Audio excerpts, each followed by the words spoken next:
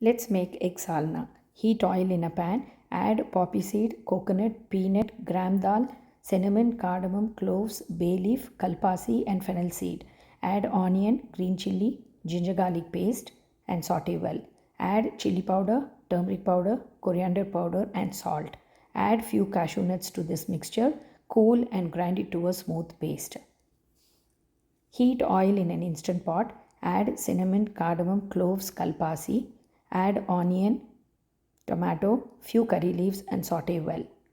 Pour the ground mixture and saute for a minute. Pour needed water, mix and cover it with a lid and pressure cook for 4 minutes.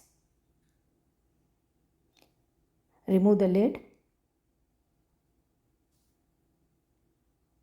Add the boiled eggs and beaten egg and in saute mode give a boil and switch off the flame. Garnish with mint leaves and enjoy with Aapam or any tiffin you like. For more details, visit my website.